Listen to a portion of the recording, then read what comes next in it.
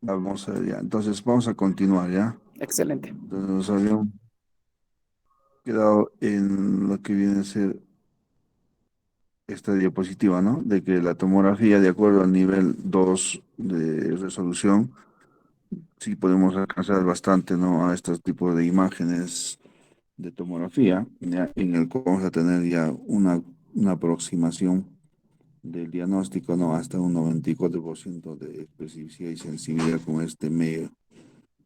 Ahora, estamos hablando de un algoritmo de diagnóstico de infecciones intraabdominales. Sospecha de infección intraabdominal, cuadro clínico definido, ¿ya? Entonces, en este caso hacemos todos los exámenes, ya la clínica, y directamente vamos a tener que hacer la parotomía exploratoria, ¿ya? Entonces hacemos la parotomía exploratoria. Por ejemplo, un apéndice. En cuadro de apendicitis, el dolor, fosa ilíaca derecha, ¿ya? Náuseas, vómitos. Puede tener también deposiciones semilíquidas, que puede confundirnos con un problema gastrointestinal, ¿no? Paciente persiste el dolor, intensifica, luego ya se le pide un hemograma, en el hemograma una leucocitosis de 20.000, ya es sugestivo de apendicitis, ¿ya? La ecografía podríamos indicarle, y por ahí también la clínica nos manda que hacemos temperatura diferencial, la rectal está más, ¿no? que la axilar, entonces entre la rectal y la axilar va a haber una diferencia de un grado centígrado, entonces ya decimos que es un apéndice. Si es duda, hay duda, entonces, ¿qué hacemos? Lo tenemos que estabilizar al paciente. Ojo, no lo vamos a mandar así al paciente, ¿no? Directo a la tomografía y no tiene vía, no tiene oxigenación. Entonces, no, lo tienen que estabilizar. Si el paciente está hipotenso, póngale su cloruro y sube la presión por lo menos 10 para arriba, ¿no? Si está 80-40, sube a 90-60 y ese paciente ya va a estar en condiciones de poder trasladarse de la silla de ruedas, de la camilla a la mesa en el estudio ecográfico, ¿no? Muy bien. Tomografía helicoidal multicorte. Muy bien. Entonces, vamos a ver. El diagnóstico en situaciones especiales. En apendicitis, que es el primer cuadro clínico del cual hemos hablado ahorita, ¿no? Su examen físico y laboratorio. Entonces, el 50% de los casos. ¿Ya? Entonces, el cuadro clínico ya nos da el diagnóstico de apendicitis. La ecografía, sensibilidad de 44 a 100%, podría darnos su especificidad de 47 a 99%. Ya entonces la ayuda de un buen ecografista podemos llegar a diagnosticar la tomografía, sensibilidad y especificidad mayor al 99%. Entonces la apendicectomía es el tratamiento de elección, claro. Entonces, en los Estados Unidos, o como acá ya en nuestro medio, además del 60% es por la paroscopía, ¿no? Entonces, tenemos que tener el laparoscopio, dinero para poder afrontar, ¿no? Todos los gastos en el acto, ¿no? de la laparoscopía. Entonces, sale para adelante por este medio, ¿no? De la laparoscopía, la apendicectomía. Entonces, la estrategia antibiótico primero se aplica solo en situaciones especiales. Ojo, de todos modos, el paciente está teniendo una leucocitosis sin compromiso hemodinámico, podemos dar empíricamente antibióticos. ¿Ya? Bueno, con la quitis aguda o colecistitis aguda, la ecografía tiene una sensibilidad de 50 a 68% y especificidad de 80 a 88%. Hay criterios de diagnóstico de Tokio, del cual hay sensibilidad del 91% y especificidad del 97%, ¿ya? Y se recomienda la colecistectomía laparoscópica por sobre la colecistectomía abierta en centros con experiencia en este tipo de procedimientos. Ojo, acá ya, ustedes, una nueva generación, todos tienen que usar el laparoscopio. Ojo, ya esa es la generación, ¿no? Del 2020, ¿no? Todos tienen que entrar a la laparoscopía. Ojo, ya. Lo que es la colecistectomía convencional, abierta, ya está quedando obsoleto. Ojo, ¿ah? Entonces la habilidad está en las manos y en los ojos.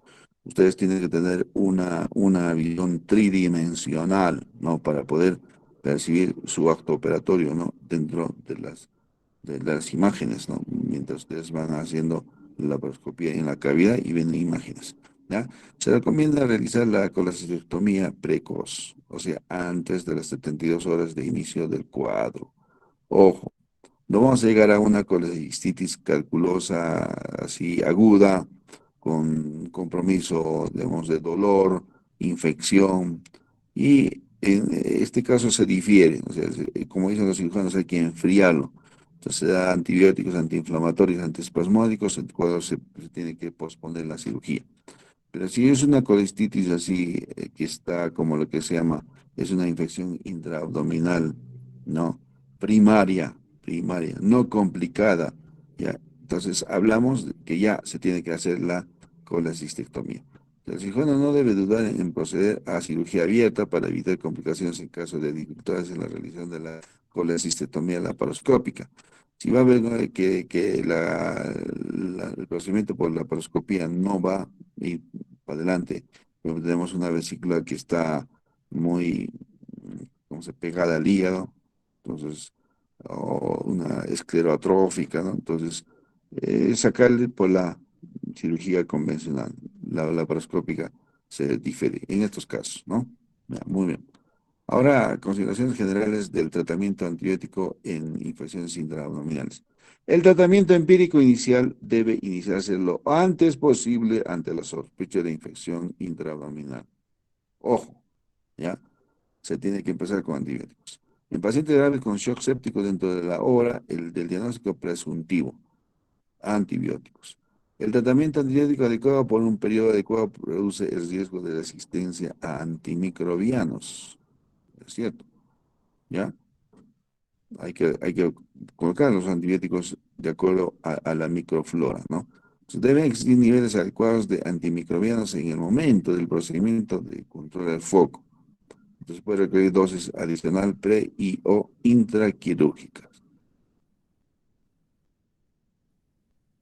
Bueno, las consideraciones generales en el tratamiento antibiótico en infecciones intraabdominales, ya, tener en cuenta el sitio de adquisición de la infección.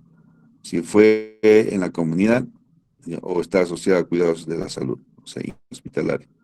Entonces, sospecha de organismos resistentes, predictores de mal pronóstico hay que ver, demora en la cirugía y presencia de comorbilidades. Un predictor de mal pronóstico, cuando ustedes le hacen un AGA, el lactato está elevado, la designación láctica está elevada, entonces es un predictor de mal pronóstico, ¿ya? Entonces, procedimientos de control del foco. Se debe drenar el foco, controlar la diseminación peritoneal y restaurar la función anatómica y fisiológica todo lo posible. Ya en la peritonitis difusa, este control se debe realizar inmediatamente, ya inmediatamente. El drenaje percutáneo de abscesos es preferible al quirúrgico. Ya, entonces no estamos usando la laparoscopía acá, sino tiene que ser drenaje quirúrgico de los abscesos. En pacientes estables con un buen control y tratamiento antibiótico, el control del foco podría retrasarse hasta 24 horas solo si no se tiene acceso al procedimiento de forma inmediata.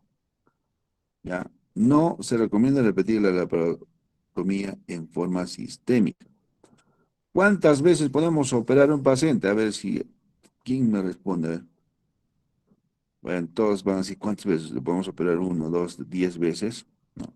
Le voy a decir a un paciente, los cirujanos dicen, así por dogma, ellos dicen, no se puede operar más de 2 veces, por lo mismo. ¿Ya? Entonces, eso yo lo tengo calientito porque hemos hecho una discusión clínica de un paciente de 14 años, el año 2020, ¿no? Entonces, el cirujano entró a operar una vez, 2 veces, y tiene que salir en la cirugía. No puede haber 3 veces, ¿ya? Tampoco cuatro. Entonces, ojo, en este caso no repetir la laparotomía, por la sistemática, ¿ya? Los pacientes con flemones y estricto control clínico podrían ser tratados solo con antibióticos. Ya, por ejemplo, la apendicitis flemonosa existe, ¿no? Algunos pacientes con apendicitis que no progresan, entonces hay una inflamación, dolor, antibiótico, antiespasmódico, analgésico, puede mejorar, ¿no? Por ejemplo, las colecistitis leves, ¿no? Con tratamiento, al del dolor, paciente en 2 horas, 3 horas, 4 horas, ya me quiero ir a casa. Paciente ya se va de alta, ¿ya? Entonces se da su tratamiento antibiótico y están en tratamiento ambulatorio por el momento, ¿ya? Entonces, las adquiridas en la comida no está indicada la realización de hemocultivos en forma rutinaria, ya que no aportan información adicional clínicamente relevante. Pues a excepción de la colangitis, colangiopancreatografía retrógrada endoscópica previa, los inmunocomprometidos, presencia de derivaciones bioactivas en alto riesgo de endocarditis. Ya, ojo, ya, para pacientes de bajo riesgo, los cultivos de material quirúrgico son considerados opcionales, ya que el resultado no modifica el tratamiento. Son útiles para monitorear patrones de sensibilidad antibiótica. ¿Ya? Entonces, ahora, según los resultados de un estudio multicéntrico realizado en las cepas de E. coli, entonces, aisladas de apendicitis agudas en adultos, más del 34% eran resistentes a ampicilina sulbactam, del cual hemos hablado ayer, ¿no es cierto? Y más del 31% resistentes a ciprofloxacina, por lo cual no está recomendado su uso en infecciones graves y con difícil control del foco. Ojo. Entonces hay que saber pensar cómo, si trato con ciprofloxacino o no. O me quedo con cefalosporina de tercera generación más metronidazol, dejando de lado la ciprofloxacina. ¿Ya? No se recomienda el uso de rutinario de clindamicina o cefotaxima por alta tasa de resistencia del grupo de bacteroides fragiles. Ya, entonces, clindamicina o cefotaxima, es con M, ¿no? No se recomienda. Ahora, en pacientes de alto riesgo, la toma de cultivos está indicada, especialmente si recibieron antibióticos previos en infecciones complicadas o si existe alto riesgo de infección por microorganismos resistentes. ¿Ya? El TI debe cubrir bacilos gram negativos aerobios, ¿ya? Y facultativos y estreptococos, en particular en vía biliar. Ese es el tratamiento empírico inicial, tratamiento empírico. Entonces, yo quiero de manera empírica usar TI, ya, bacilos gram negativos, aerobios, ya, facultativos y estreptococos, ya, entonces los tratamos. Ya, el tratamiento antibiótico debe cubrir anaerobios cuando la infección se origina en el intestino delgado distal. Estamos hablando de el ilion, ya, el colon, o hay perforaciones más proximales de intestino delgado o en presencia de ilio u obstrucción. Lo que hemos hablado en la diapositiva anterior, que los gram positivos están en el intestino proximal, ¿no? En el distal, ya colon es gram negativos en cantidad, ¿no? Y así como el intestino delgado distal, eh, el ilio, ¿no? Otra consideración. No es necesario cubrir empíricamente Streptococcus, considerar en pacientes con factores de alto riesgo como endocarditis, tampoco en cándida. ¿Ya? No está, digamos, ahí aventurándonos, sino se tiene que hacer cultivos. ¿Ya? No se recomienda el uso de beta-lactámicos de última generación en infecciones leves o moderadas, ni de tigeciclina a fin de preservar su efectividad. ¿Ya? Hay que ver los beta-lactámicos con cuidado, ¿no? Ya, usar en este tipo de pacientes. Infecciones leves, tipo, darle carbapenems, no es contraproducente, ¿ya?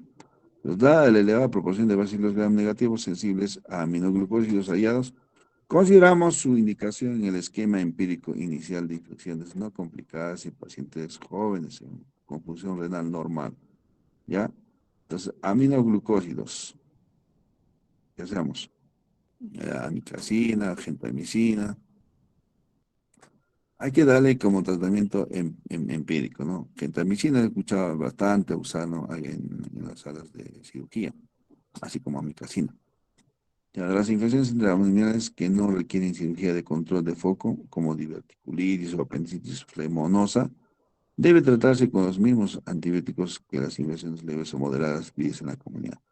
Ya, este caso sí hay, ¿no? Apendicitis flemonosa, ya, solo antibióticos, ya, y lo que, no sé, tratarlo, ¿no? La infección, si son de la comunidad. Vamos a ver ahora los principios de control de foco intraabdominal. Principios de control de foco intraabdominal. Pacientes con apendicitis difusa, ya, hay que hacer la parotomía de urgencia con drenaje de foco infeccioso, lavado profuso y cuidadoso de la cavidad, ojo, con 10 litros de cloruro de sodio, ya, y hacer un lavado bien exhaustivo de la cavidad abdominal, ya, y control del foco infeccioso del apéndice, ¿no? Control de la contaminación peritoneal por resección o divulsión, y en lo posible restaurar la función. La estabilización hemodinámica comienza al ingreso y continúa en el quirófano, porque siempre viendo su hemodinamia del paciente, ¿no? Y va a controlar, lo que es la ventilación, ya, pulmones, difusión, tener una buena circulación con una presión arterial óptima por encima de 90-60, ¿ya? Entonces, este paciente va a tener un buen desenlace, ¿ya? A pacientes con abdomen abierto y contenido, entonces estaría indicado en peritonitis difusa grave en que sería dificultoso el cierre por primera intención de la pared abdominal, o se anticipa el desarrollo del síndrome compartimental abdominal a criterio del cirujano, ¿ya? ¿Qué quiere decir? En la peritonitis difusa grave, ¿ya? Muchas veces se deja abierto la pared abdominal, ¿ya? Y solamente se cierra lo que es la parte del paquete de los estuches de los rectos, se deja bien cerrado eso, ¿no? Con un buen hilo, ¿no? De lo que es, entonces, nylon tenemos acá con nylon, usamos y cerramos bien, y la herida está abierta también. Y se coloca drenes, ¿no? No, Penrose, en las goteras anatómicas, ¿ya? Y el paciente va a tener buen pronóstico, ¿ya? Entonces, el paciente es hemodinámicamente estable sin signos de disfunción orgánica. En estos casos, si no es posible la intervención quirúrgica de urgencia, se podría iniciar tratamiento antibiótico, ya un control clínico riguroso y programar la cirugía no más allá de las 24 horas. Entonces, en estos pacientes, cuando hay una alteración hemodinámica, no entran a sala inmediatamente, sino se programa, ¿ya? Y se empieza con un tratamiento antibiótico, ¿ya? Y su control clínico riguroso. Ya, pacientes con abscesos intraabdominales sin signos de peritonitis difusa. Entonces, en estos casos, debe de ser posible el drenaje percutáneo guiado con tomografía o ecografía, ¿sí? En abscesos, sí, ahí se drena, se puede drenar de la cavidad abdominal con este método.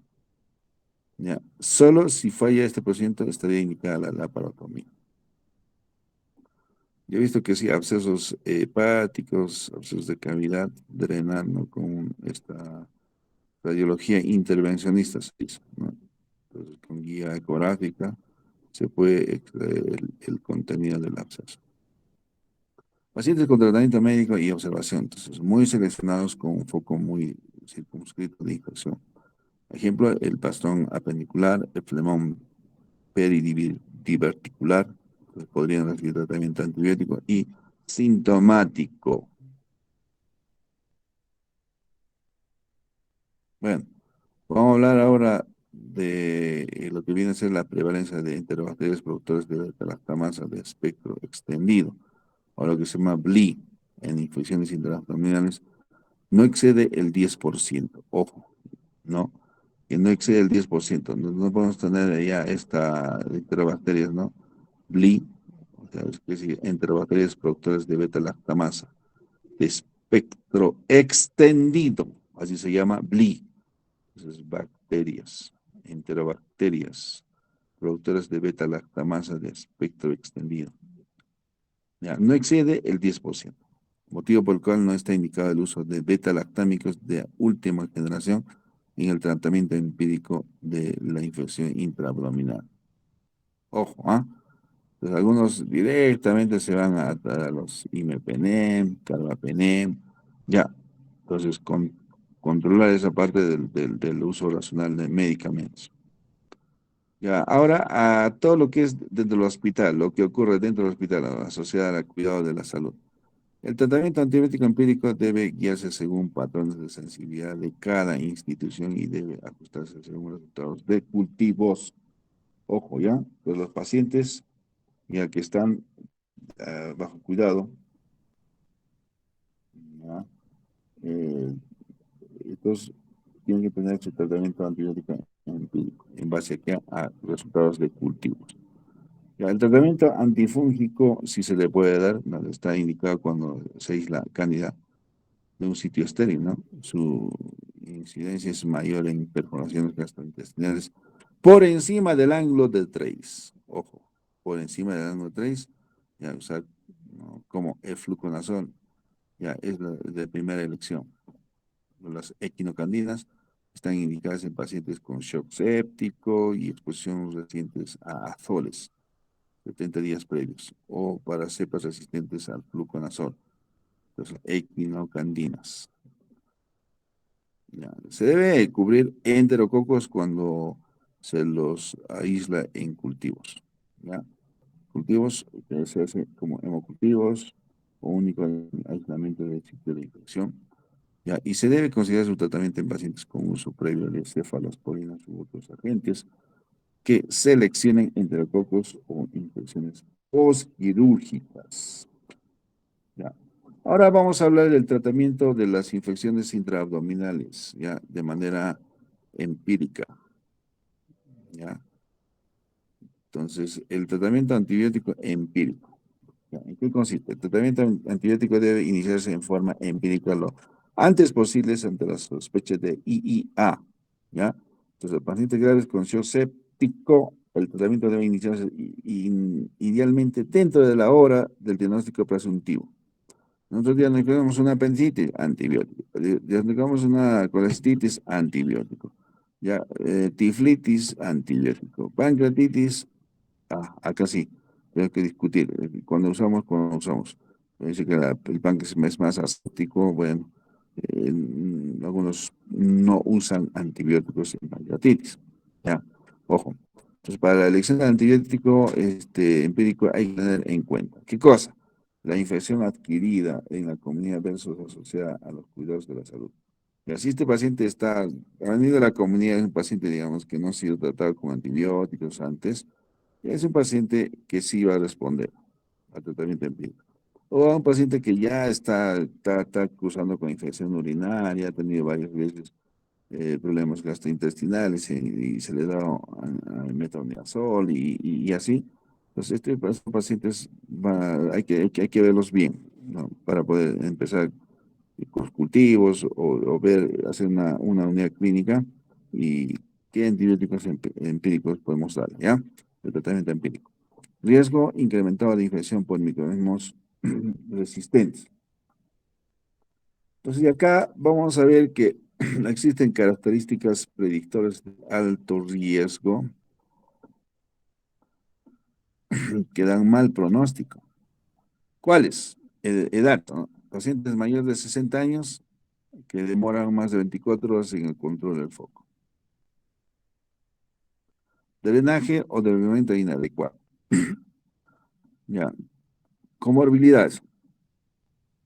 VIH, neoplasias, incidencia, infección renal o insuficiencia renal crónica, dializados, insuficiencia hepática, otras causas de inmunosupresión,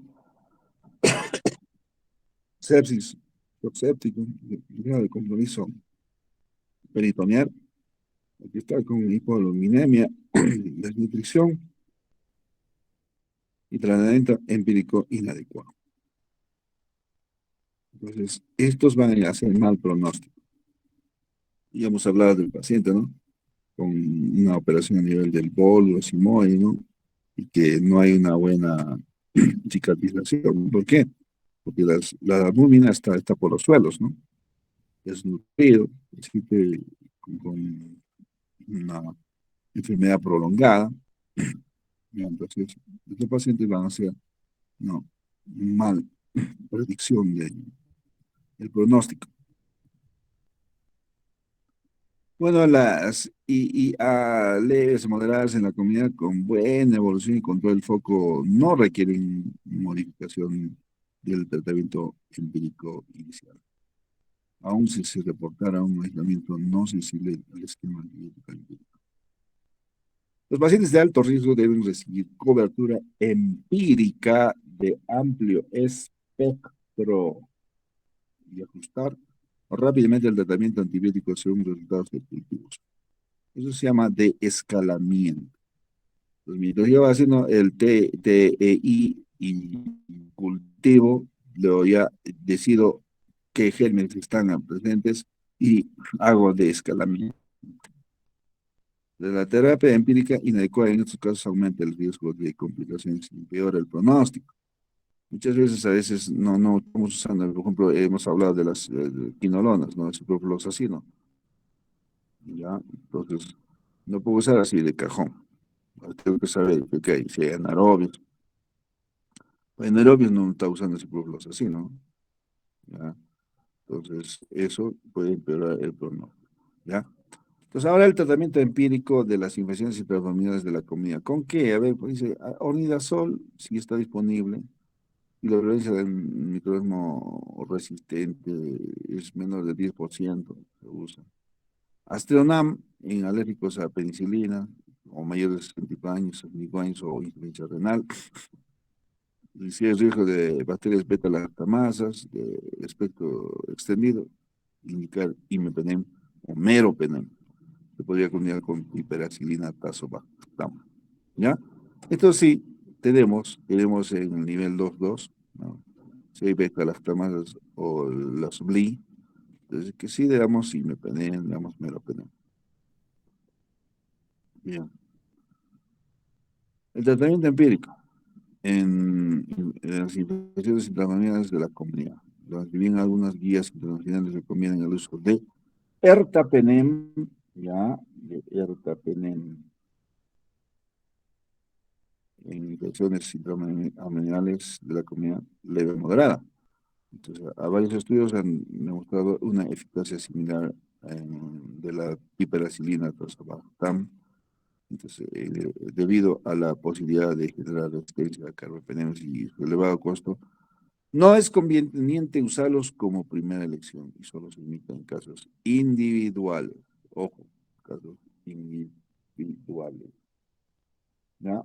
Ahora, con respecto al rol de nuevos antibióticos, ceftazidima, avibactam, ceftolozane, tazobactam, meropenem, barbobactam, deberían preservarse para pacientes colonizados infectados con microorganismos resistentes.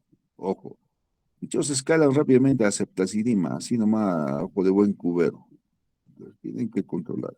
¿Ya? Ya, bueno, hay que hacer el control estricto ya, hasta tener más experiencia en su uso. Entonces, los dos primeros requieren el agregado de metronidazol. Entonces, hay que asociar a metronidazol. ¿Ya? Muy bien.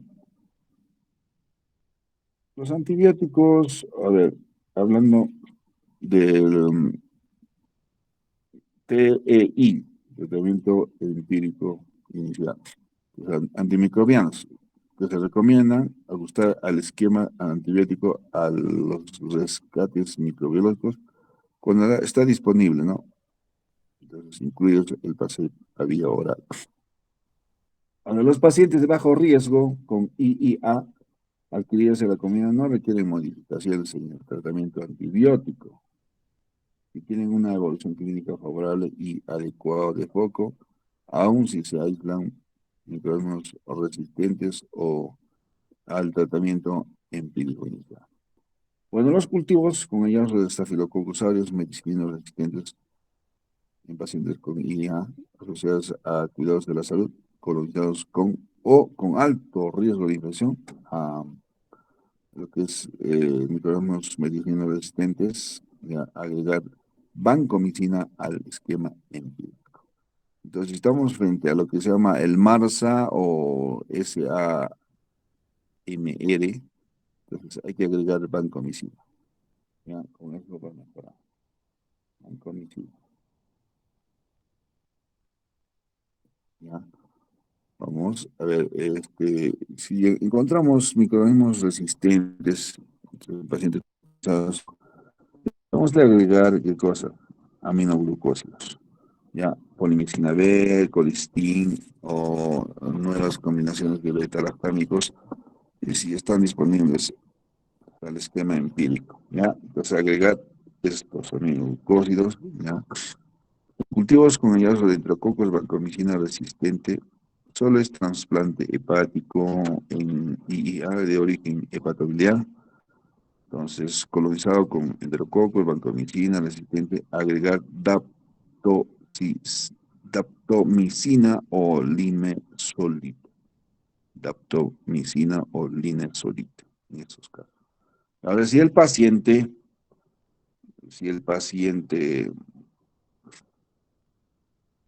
inició tratamiento con piperacilina, tazobactam, presenta buena evolución clínica y adecuado control de foco. Entonces, ante el aislamiento de una enterobacteria productora de beta-lactamasa de espectro extendido, es decir, in vitro, se podría continuar con este antibiótico, ¿ya? Porque ya existen recientes experiencias que ha tenido buena respuesta piperacilina, tazobactam en este contexto. ¿Ya? Tazobactam. Bueno, duración del tratamiento. ¿Cómo es la duración del tratamiento? A 24 horas. Cuando hay preparación gástrica o de intestino delgado proximal tratadas dentro de las 24 horas, ya hay que prestar tratamiento. Injuria del intestino delgado, distal, colon tratadas dentro de las 12 horas. Incluye heridas de arma blanca y de fuego, ¿no? En las apendicitis y colicitis no complicadas, con adecuado control del foco, ya, no es necesario prolongar el tratamiento antibiótico en el postoperatorio. ¿Ah? Bueno, de 4 a 7 días. Se recomienda una duración de tratamiento antibiótico de 4 a 7 días en pacientes con IA complicadas, aún en presencia de sepsis o shock, ya, con adecuado control del foco. Más allá, hay ensayos clínicos aleatorizados, controlados, que no hallaron diferencia entre el pronóstico de estos pacientes al comparar tratamientos cortos, 4 días, versus cursos más prolongados. El TEI inadecuado se asocia a mal pronóstico en infecciones graves, y eso no cambia con la prolongación del antibiótico. Si los signos de infección no se resuelven, se debe investigar infección persistente o infecciones asociadas a los cuidados de la salud. ¿Ya? Muy bien, la prolongación innecesaria del tratamiento antibiótico promueve la emergencia de microorganismos resistentes como el Clostridium difficile. Clostridium difficile. ¿Ya? Situaciones en las que se requiere prolongar el tratamiento antibiótico. A ver, ¿en quiénes? Contra el foco subóptimo, evaluar casos individuales, por ejemplo, pancreatitis, pilevitis, etc. Pacientes con apetitis o complicada tratados sin cirugía. Ya, 10 días de antibiótico y luego drenajes cutáneos y hasta drenaje efectivo de la colección. También evaluar el caso. ¿Ya? Ahora sí, la duración en colecistitis, bueno, colecistitis, vamos a ver, en relación a profilaxis antibiótica para este tipo de infección. Bueno, Cochrane es una revisión de 2010 con análisis de 11 de estudios aleatorizados controlados en, 1664 pacientes con laparoscopía electiva y pacientes de bajo riesgo. No encontró diferencias significativas al comparar profilaxis con antibióticos versus placebo en las infecciones postoperatorias. ¿Ya? Colicitis grado 1. Se prefiere administrar una dosis de antibiótico y definir duración de acuerdo a los hallazgos intraoperatorios. Entonces, si presenta perforación, cambios enfisematosos o necrosis de la vesícula biliar, se recomienda una duración de 4 a 7 días. Sí, hay que tratarlos en ese lapso. 4 a 7 días. ¿Ya? Y colestitis grado 2, grado 3, debe ser tratadas con antibióticos incluso desde la colecistectomía. ¿Ya? Una vez controlada la fuente de infección, se recomienda duración de 4 a 7 días. Según otros autores, no requiere beneficio con duración mayor a 4 días. ¿Ya? No se recomienda guiar la duración del tratamiento mediante el análisis de biomarcadores. Biomarcadores como que procalcitonina, proteína C reactiva, ya que distintos estudios han demostrado resultados variables. Ojo. Ahora vamos a hablar acerca de la pancreatitis infectada. Ya estamos casi en 15 minutos terminando toda esta actividad de hoy día. Ojo, ya nos falta mucho. Entonces, debido a sus características clínicas, microbiológicas y terapéuticas particulares, se presenta como una entidad separada del resto de las IIA. ¿Ya? Entonces, la necrosis pancreática infectada es una entidad de difícil tratamiento y es la primera causa de mortalidad en las pancreatitis agudas. ¿Cuánto? 30-39%. Entonces, los antibióticos profilácticos no están recomendados. Ojo, ¿ah? No se puede así tocar nomás la pancreatitis, darle antibióticos de manera profiláctica que quiero cubrir. No, controlado, ¿ya? Un metaanálisis publicado en 2009 incluyó 502 pacientes. Demostró que la profilaxis antibiótica en la pancreatitis aguda grave no reduce la mortalidad ni protege contra la infección de la necrosis o la intervención quirúrgica. ¿Están viendo bien? Ya dice, demostró que la profilaxis antibiótica en la pancreatitis aguda grave no reduce la mortalidad ni protege contra la infección de la necrosis o la intervención quirúrgica. Ya, guías de la Asociación Americana de Gastroenterología recientemente publicadas, ya, desaconsejan el uso de antibióticos profilácticos en estas circunstancias. Ya, con esto estamos concluyendo, alumnos, de que en la pancreatitis ya no hay que poner antibióticos. Yo tengo como 5 pacientes ahorita en piso, están sin antibióticos estos pacientes. Hay que darle calmar el dolor, antiespasmódico, ya el dolor calmarlo con opiáceos y AINES, ya darle nada por boca, de secarlo 2, 3 días, darle todos sus aportes por la vía, ya, y sin antibióticos progresan bien, ya. Sí, es posible todo con esto. Bien, sabiendo que es una pancreatitis aguda, ¿no? Entonces, una pancreatitis aguda infectada. Entonces, ahora, una pancreatitis infectada, aquí vamos a encontrar gérmenes causales como E. coli, bacteroides, Enterobacter, Klebsiella, Enterococcus faecalis, Staphylococcus epidermidis y Staphylococcus aureus. Los antibióticos de elección son los que tienen buena penetración al tejido pancreático. ¿Ya? Entonces, si ya vemos que la pancreatitis está infectada, ya podemos echarle mano de estos antibióticos. ¿Ya? Y porque hay tejido pancreático alterado, ¿no? Imepenem, sí probamos darle ofloxacina y moxifloxacina. Ya se puede dar. Ahora, en ATEM, con contraste, es el gold estándar para evaluar la extensión de la necrosis del páncreas, ¿ya? Y se correlaciona con el riesgo de infección de la misma. Entonces, para alcanzar una adecuada, para alcanzar una adecuada caracterización este estudio debe realizarse 72 horas después del comienzo de los síntomas. Ojo, la tomografía no es que ya pues el paciente entra con una clínica que me empezó a doler el epigastrio irradiado a los lados, hipocondrio derecho, izquierdo, hace 4 horas y empecé con vómitos, vómitos, vómitos y ya inmediatamente ponerle en tomografía. ¿Está bien o no? Ya, ojo, no, tienen que esperar 72 horas después de los comienzos de los síntomas. Y hay una escuela de Baltasar, ya con escuela de Baltasar A, B, D, E. Entonces, de acuerdo a eso, van a hacer su score con un estudio de tomografía.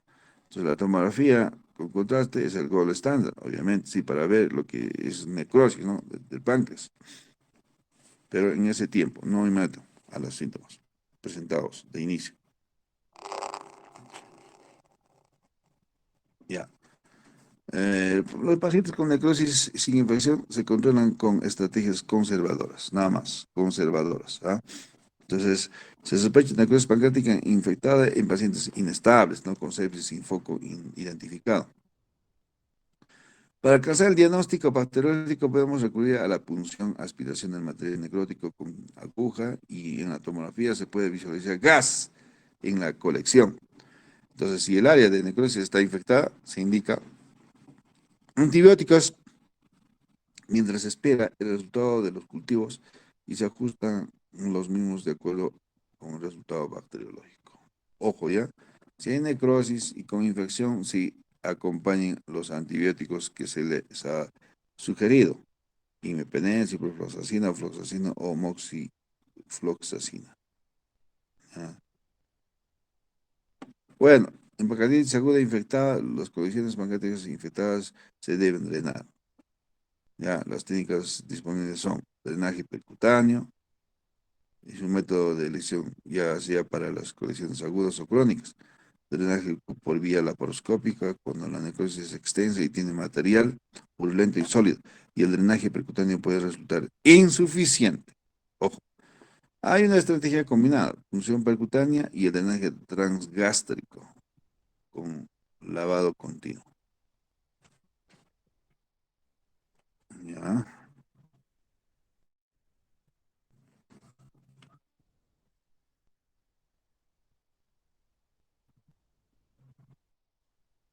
Bueno, se habla también de una necrosectomía transgástrica guiada por endoscopía. Entonces, para este tipo de situaciones, las terapéuticas mínimamente invasivas son de elección. Entonces, la mortalidad es menor con estos procedimientos comparada con la cirugía, ¿no? Entonces, otros autores, si bien no han demostrado reducción en la mortalidad con la necrosectomía endoscópica, observar una reducción de la tasa de fístulas pancreáticas y la duración de la estadía hospitalaria. También se sugiere evitar la necrosectomía temprana ya que incrementa la mortalidad. Ojo, antes los cirujanos hacían resección, ¿no? del páncreas necrosado. Hasta ahora ya nada, están haciendo todo un tratamiento médico, lo pasan a las salas de gastro, en medicina interna y queda el paciente, ¿no? con un tratamiento sintomático y mejora. Entonces, si el paciente no mejora o tiene otras complicaciones, la cirugía a cielo abierto es el paso siguiente en esos casos. Entonces, las complicaciones definitivas son la fístula pancreática, recidivas de las condiciones líquidas y los pseudoquistes que se presentan en 50 a 60% de los casos, ¿no? El pseudoquiste pancreático existe, ¿ya? Muy bien. Ahora vamos a terminar con la última diapositiva, ¿ya? Hablando acerca de las infecciones hepáticas y del sistema biliar, ¿ya? Entonces, los abscesos hepáticos se clasifican en dos amplias categorías, amebianos y piógenos. Amebianos y piógenos. Los abscesos hepáticos amebianos representan una entidad clínica diferente causada por la infección invasiva. ¿Por cuál? Por la entamoeba histolítica. Pues tiene una patogenia distinta que se caracteriza por la inducción específica de la apoptosis de los hepatocitos Por él, ya bueno, ahí hablamos de los abscesos hepáticos amebianos, ¿ya? Y son viajes, por el contrario, no representan una enfermedad hepática específica, sino que son el resultado final de varios procesos patológicos que causan una infección superativa del parénquima hepático, ¿ya?